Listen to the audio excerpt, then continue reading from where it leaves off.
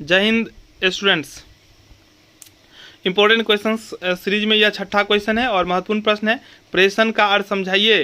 प्रेषण के संबंध में प्रेषक की पुस्तकों में किए जाने वाले जर्नल की लेखे कीजिए। या प्रेषण से आप क्या समझते हैं, माल का प्रेषण और बिक्री में क्या अंतर है। चलिए इस क्वेश्चंस को हम लोग देखते हैं। इससे पहले मैं अगर आपको लोगों को बता दूं, अगर आप लोग अभी तक हमारे चैनल को सब्सक्राइब नहीं किए हैं तो प्लीज़ चैनल को सब्सक्राइब कर लें, क्योंकि यह चैनल आप लोगों के लिए पार्ट 1 ही नहीं, पार्ट 2 पार्ट 3 में भी हेल्पफुल होने वाला है। यह चैनल ललित नारायण मिथिला यूनिवर्सिटी के सभी छात्र छात्राओं के लिए, चाहे वो ग्रेजुएशन के किसी भी पार्ट में वो वीडियो अपलोड होता है, पढ़ाया जाता है, तो आप लोग वो भी फ्री ऑफ कॉस्ट, तो आप लोग आराम से इस चैनल को सब्सक्राइब करके पढ़ाई कर सकते हैं कहीं भी रहकर। तो इस चैनल को सब्सक्राइब कर लें और इस चैनल को थोड़ा हेल्प करने के लिए इसे अधिक से अधिक स्टूडेंट्स तक पहुंचाने के लिए शेयर करें।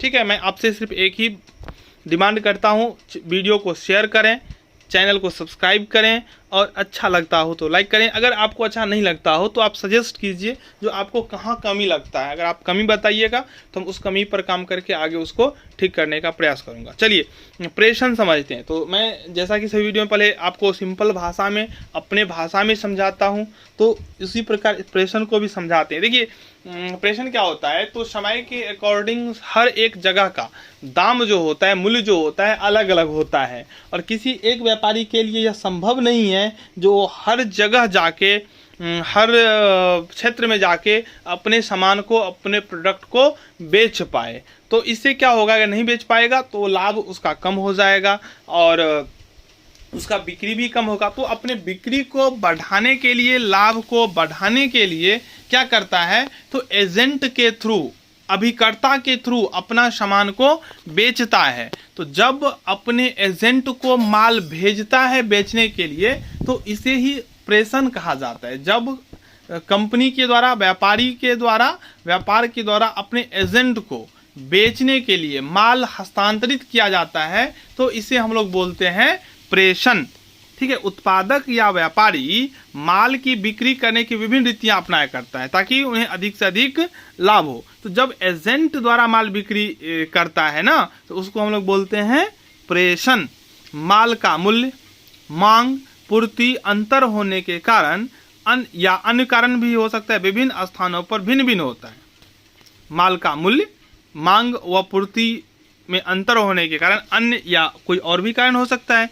अलग अलग स्थानों पर मूल्य जो है अलग अलग होता है। इन सभी स्थानों पर मालिक के लिए स्वयं जाकर बिक्री कर मूल्य के अंतर का लाभ उठाना संभव नहीं होता है, अतः वह एजेंटों द्वारा बिक्री कराता है। जब स्वामी द्वारा एजेंटों के पास बिक्री के लिए माल भेजा जाता है तो इसे चालान या प्रेषण पर पेश हुआ माल कहा जाता है। मैं उम्मीद करता हूं आप समझ गए होंगे। आगे है, निर्यातकर्ताओं की यह आदत है कि वे अपने माल को विदेशों में अपने एजेंटों के पास बिक्री के लिए भेज देते हैं।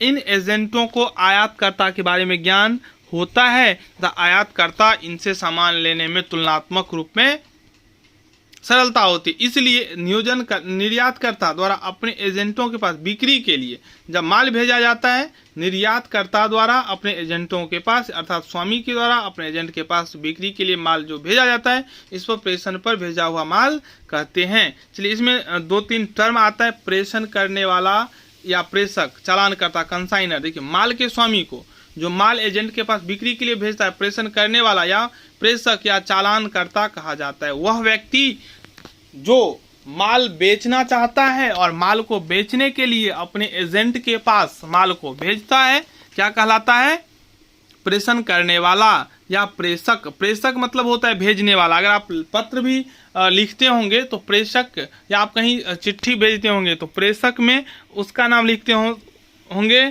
जो भेजता है। और प्रेषी किसको लिखते हैं, जो उस वस्तु को, उस लेटर को प्राप्त करता है। तो प्रेषी तो हो गया जिस एजेंट के पास बिक्री के लिए माल भेजा जाता है उसे प्रेषण पाने वाला या प्रेषी कहा जाता है। समझ में आ गया होगा। आगे बाहरी प्रेषण, कंसाइनमेंट आउटवर्ड। जब माल का स्वामी एजेंट के पास माल बिक्री के लिए भेजता है तो मालिक की दृष्टि से यह प्रेषण बाहरी प्रेषण कहा जाता है। जब व्यवसाय का स्वामी, व्यापार का स्वामी या माल का स्वामी, जो भी कहें, बिक्री के लिए एजेंट के पास भेजता है ना, तो इसके नज़र में क्या होता है, प्रेषण बाहरी प्रेषण कहा जाता है। प्रेषण पर आया हुआ माल एजेंट की दृष्टि में भीतरी प्रेषण, एजेंट के पास जब आता है तो भीतरी प्रेषण, और एजेंट के पास जाता है तो हो गया बाहरी प्रेषण। चलिए, ये जो काम करता है तो कमीशन पे काम करता है या एक फिक्स रुपया ले सकता है, ठीक है ना, लेकिन कमीशन पर ही ज़्यादा अच्छा होता है। आगे उत्पादक, प्रोड्यूसर, जो वस्तु को उत्पादन करता है और बेचने के लिए माल भेजता है। कुछ उत्पादक अपने एजेंट जगह जगह नियुक्त करके उनके पास बिक्री के लिए अपना माल भेजते हैं, उत्पादक हो गया। मर्चेंट, जो व्यापारी होता है, कुछ व्यापारी भी जिन्हें अपने माल की बिक्री बढ़ानी होती है या जिनकी बिक्री उनके रहने के स्थान पर कम होती है, अपने माल को बिक्री के लिए विभिन्न स्थानों पर एजेंट के पास। एक ही बात है। निर्यातक हो गया जो एक देश से दूसरे देश भेजता है, ठीक है। चलिए, अब आता है जर्नल प्रविष्टि। देखिए, माल जब प्रेषण के लिए भेजा जाता है तो होता है consignment account DR to goods sent on consignment. Consignment debit हो जाएगा, गुड्स सेंट, ये ब्रांच के ही तरह है, ठीक है ना।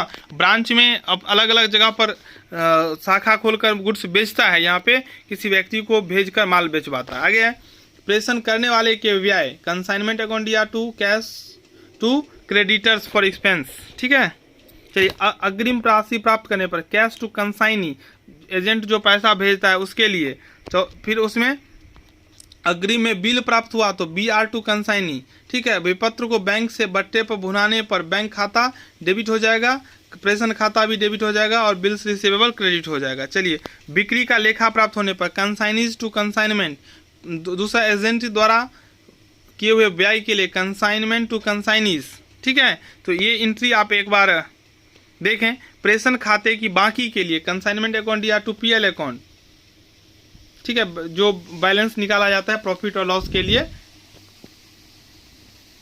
ये कब होगा? जब प्रेषण खाता का क्रेडिट पक्ष अधिक होगा और डेबिट पक्ष कम होगा, तो लाभ हो जाएगा। लाभ के लिए एंट्री, हानि के लिए इसका जस्ट अपोजिट एंट्री होगा, PL अकाउंट या टू कंसाइनमेंट अकाउंट। प्रेषण पाने वाले की बाकी निकालना तो कैश या बैंक अकाउंट या टू कंसाइनमेंट अकाउंट। प्रेषण पर भेजे हुए माल की बाकी के लिए गुड्स सेंट ऑन कंसाइनमेंट, भेजा था तो क्रेडिट हो गया, अगर बाकी है तो डेबिट हो गया, ठीक है। बिक्री से बचे हुए माल के लिए consignment stock to consignment account.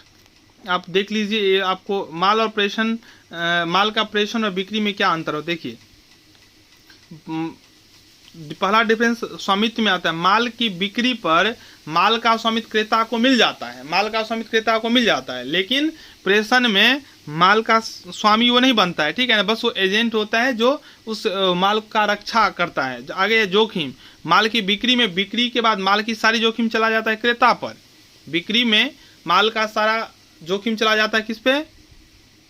क्रेता पर। लेकिन प्रेषण वाले में प्रेषी पर वह उत्तरदायित्व नहीं आता है, ठीक है। माल वापसी, प्रेषण पर भेजा हुआ माल बिक्री न होने पर प्रेषी द्वारा वापस कर दिया जाता है, जबकि बिक्री में ऐसा नहीं होता है। हाँ, कुछ दशा में तो वापस हो ही जाता है ना, ऐसा नहीं है जो बिक्री में बेचा हुआ माल वापस नहीं होता, लेकिन उसका एक टर्म एंड कंडीशन होता है, इतने दिनों में आपको वापस करना है, इस स्थिति में गुड्स होना चाहिए। लेकिन प्रेषण में ऐसा नहीं है। आपसी संबंध, बिक्री के बाद विक्रेता और क्रेता देनदार का संबंध हो जाता है, लेकिन इसमें एजेंट और प्रेषक और प्रेषी, स्वामी और एजेंट का रिलेशन होता है। तो यह क्वेश्चन भी कंप्लीट हो गया। मैं उम्मीद करता हूँ आप लोगों को समझ में आया होगा। अच्छा लगा हो तो वीडियो को लाइक करें, चैनल को सब्सक्राइब करें। धन्यवाद।